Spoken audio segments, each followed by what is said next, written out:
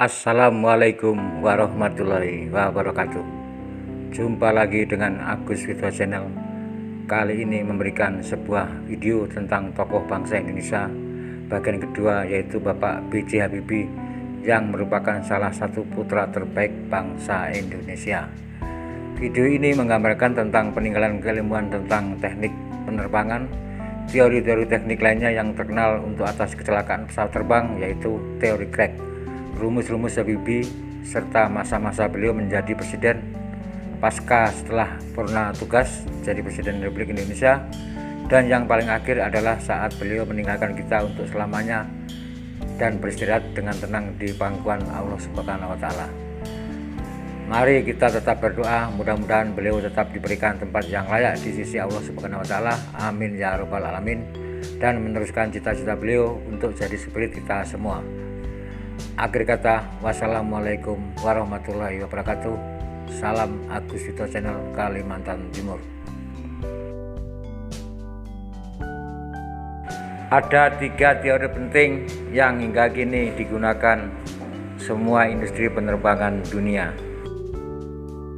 Jauh sebelum Baharudin Yusuf Habibie atau B.J. Habibie menjadi presiden ketiga Indonesia, ia sudah melalang buana dalam dunia penerbangan.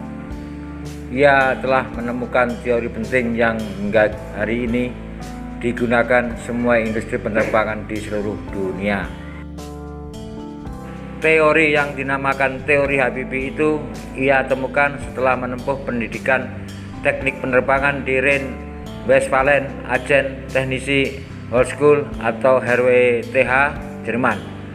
Pria kelahiran Parepare, Sulawesi Selatan tahun 1936 itu memulai pendidikannya di Jerman tahun 1955 dan menuntaskannya tahun 1965. Selama 10 tahun itulah ia menyelesaikan studi hingga menyandang gelar doktor di bidang teknik penerbangan. Nama lengkapnya adalah Profesor Dr. (HC) Ing Dr. SC Mul B.J. Habibie. Berbekal kejeniusan, kegigihan dan pendidikannya itulah Habibie membuat sejumlah karya besar. Setidaknya terdapat 3 karya penting Habibie. Teori yang ia buat berhasil menghitung letak dan besar retakan pada konstruksi pesawat, sebab Habibie membuat teorinya dengan sangat detail, bahkan hingga ke tingkat atom. Oleh sebab itu Habibie dijuluki Mr. Crack dalam dunia penerbangan. Berkat teori yang ia temukannya pada usia 32 tahun itu, risiko kecelakaan pesawat pun bisa ditekan. Selain itu, pesawat bisa bermanuver lebih aman karena tidak perlu lagi menambahkan beban konstruksi sebagaimana yang dilakukan sebelum teori ini ditemukan. Kedua, membuat pesawat N250 Gatot Kaca, sebuah pesawat pertama karya anak bangsa yang dipimpin langsung oleh Habibie. Diluncurkan pada tahun 1995, pesawat penumpang sipil ini berhasil mencuri perhatian publik. Harapan akan sebuah industri penerbangan dalam negeri pun membumbung tinggi.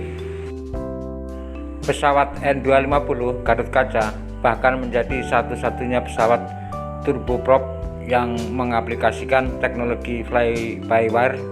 Bahkan pesawat yang dibuatnya sudah terbang 900 jam dan tinggal sejengkal untuk sertifikasi Federal Aviation Administration atau AFF. Mimpi Habibie untuk membangun industri penerbangan dalam negeri itu terpaksa kandas saat terjadi krisis moneter tahun 1996 sampai 1998. Soeharto memilih untuk menghentikan proyek tersebut.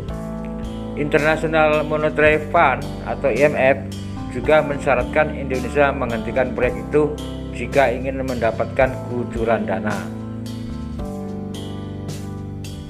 Ketiga, pesawat R80 terhenti karena krisis moneter.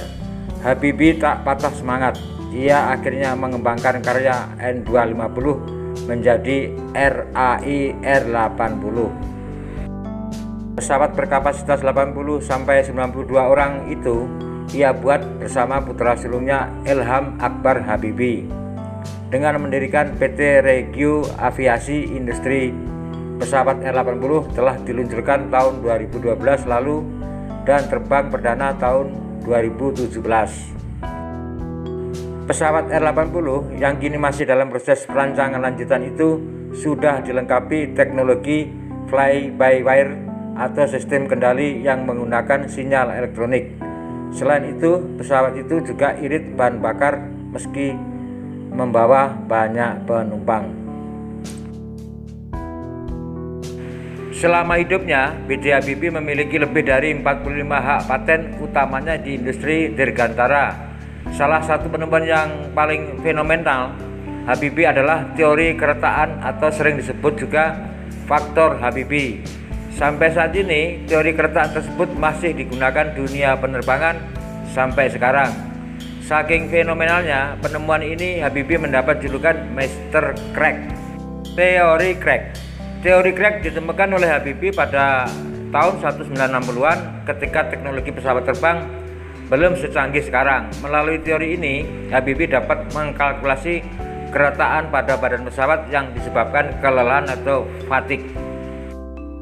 Biasanya, titik rawan kelelahan pada bodi pesawat ini terjadi pada sambungan antara sayap dan badan pesawat terbang, atau antara sayap dan dudukan mesin. Hal itu disebabkan bagian inilah yang secara terus-menerus mengalami guncangan keras, baik ketika sedang take off maupun landing. Ketika pesawat melakukan take off, sambungannya akan menerima tekanan udara atau uplift yang besar. Sementara saat landing dan menyentuh landasan, bagian ini juga yang akan menanggung hempasan tubuh pesawat. Lama-kelamaan, kelelahan pun terjadi dan itu adalah awal dari keretakan atau crack. Semakin hari keretakan itu semakin memanjang dan dapat berakibat fatal karena sayap pesawat bisa patah tanpa diduga. Hal ini menyebabkan potensi fatigue semakin besar. Melihat dunia penerbangan dengan permasalahan seperti itu, B.J. Habibie kemudian datang menawarkan solusi. Dialah yang menemukan bagaimana rambatan titik crack itu bekerja. Dengan teorinya, Habibie berhasil menghitung crack itu dengan rinci sampai pada hitungan atomnya. Hal tersebut tidak saja menghindari risiko pesawat jatuh, tetapi juga membuat pemeliharaannya lebih mudah dan murah. Dengan teori crack atau faktor Habibie, porsi rangka baja pesawat bisa dikurangi dan diganti dengan dominan aluminium dalam bodi pesawat terbang. Hal itu tentu mengurangi bobot pesawat tanpa berat penumpang dan bahan bakar sampai 10% dan bobot konvensionalnya. Faktor Habibie juga digunakan dalam pengembangan teknologi penggabungan bagian per bagian pada kerangka pesawat. Hal itu membuat badan pesawat yang silinder dengan sisi sayap yang oval mampu menahan tekanan udara ketika pesawat melakukan take off. Begitu juga pada sambungan badan pesawat dengan landing gear jauh lebih kokoh sehingga mampu menahan beban saat pesawat mendarat. Masalah perstabilan konstruksi di bagian ekor pesawat ini dapat dipecahkan Habibie hanya dalam masa 6 bulan saja.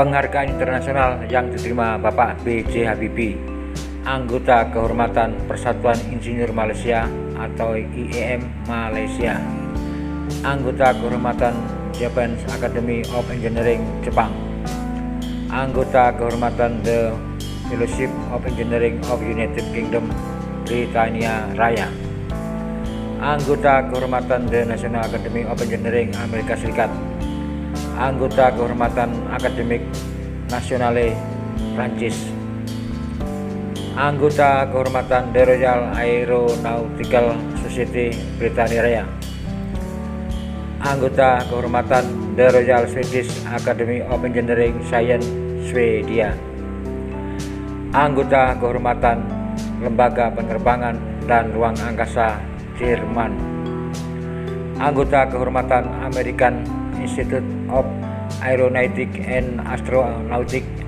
Amerika Serikat. Anggota Kehormatan Masyarakat Aeronautika Kerajaan Inggris 1983. Anggota Kehormatan Lembaga Penerbangan dan Antariksa Jerman 1983. Anggota Kehormatan Akademi Aeronautika Prancis 1985.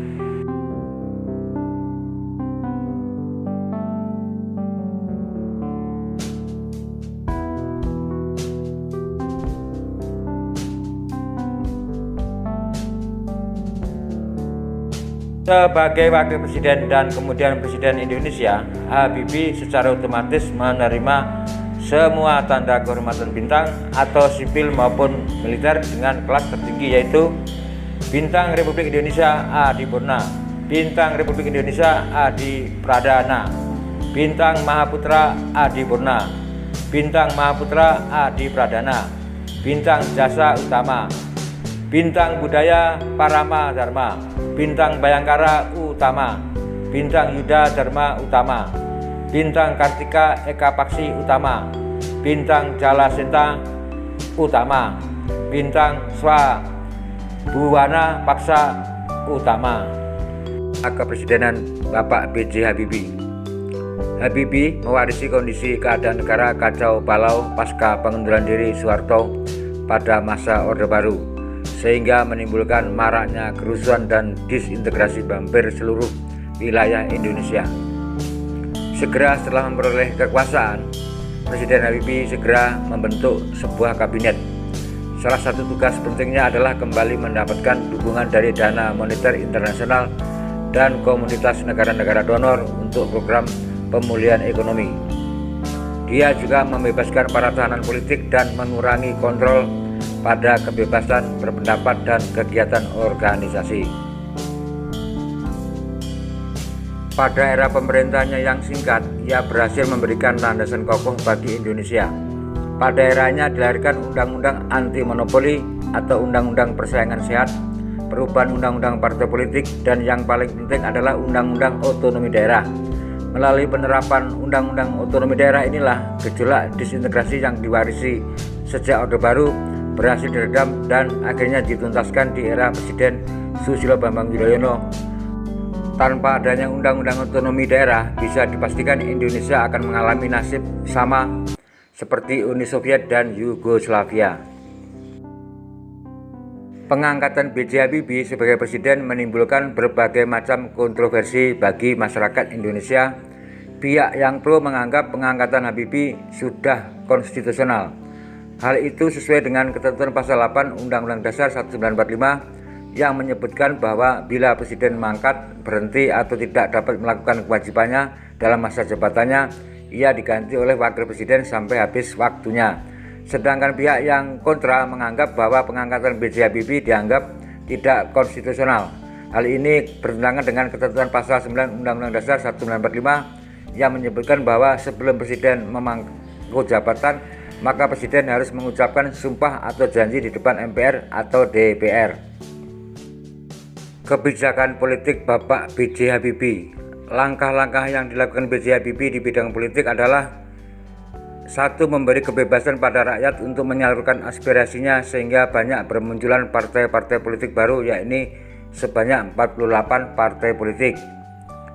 2. Membebaskan narapidana politik Napol seperti Sri Bintang Pamungkas, mantan anggota DPR yang masuk penjara karena mengkritik Presiden Soeharto, dan Mokhtar Pakpahan, pemimpin buruh yang dijatuhi hukuman karena dituduh memicu kerusuhan di Medan tahun 1994. 3. Mencabut larangan berdirinya serikat-serikat buruh independen. 4. Membentuk 3 undang-undang yang demokratis, yaitu A. Undang-Undang Nomor 2 Tahun 1999 tentang Partai Politik. B. Undang-Undang Nomor 3 Tahun 1999 tentang Pemilu. C. Undang-Undang Nomor 4 Tahun 1999 tentang Susunan Kedudukan MPR atau DPR. 5. Menetapkan 12 ketetapan MPR dan ada 4 ketetapan yang mencerminkan jawaban dari tuntutan reformasi, yaitu 1. TAP MPR nomor 8 /MPR/1998 tentang pencabutan TAP nomor 4/MPR/1983 tentang referendum. 2. TAP MPR nomor 18/MPR/1998 tentang pencabutan TAP MPR nomor 2/MPR/1978 tentang Pancasila sebagai asas tunggal. 3. TAP MPR nomor 12/MPR/1998 tentang pencabutan TAP MPR nomor 5/MPR/1978 tentang Presiden mendapat mandat dari MPR untuk memiliki hak-hak dan kebijakan di luar batas perundang-undangan. 4. TAP MPR nomor 13/MPR/1998 tentang pembatasan masa jabatan Presiden dan Wakil Presiden maksimal hanya 2 kali periode. Kebijakan ekonomi Bapak B.J. Habibie. Di bidang ekonomi, ia berhasil memotong nilai tukar rupiah terhadap dolar masih berkisar antara 10.000 sampai 15.000 rupiah. Namun pada akhir pemerintahnya, terutama setelah pertanggungjawabannya ditolak MPR, nilai tukar rupiah meroket naik pada level 6.500 rupiah per dolar Amerika Serikat, nilai yang tidak akan pernah dicapai lagi di era pemerintahan selanjutnya. Selain itu, ia juga memulai penerapan independensi Bank Indonesia agar lebih fokus mengurus perekonomian. Untuk menyelesaikan krisis moneter dan perbaikan ekonomi Indonesia, B.J. Habibie melakukan langkah-langkah sebagai berikut. Melakukan restrukturisasi dan rekapitulasi perbankan melalui pembentukan BPPN dan unit pengelola aset negara, melikuidasi beberapa bank yang bermasalah, menaikkan nilai tukar rupiah terhadap dolar hingga di bawah Rp10.000, membentuk lembaga pemantau dan penyelesaian masalah utang luar negeri, mengimplementasikan reformasi ekonomi yang disyaratkan IMF, mengesahkan Undang-Undang Nomor 5 Tahun 1999 tentang larangan praktek monopoli dan persaingan yang tidak sehat, mengesahkan Undang-Undang Nomor 8 Tahun 1999 tentang perlindungan konsumen. Akhir jabatan Bapak B.J. Habibie.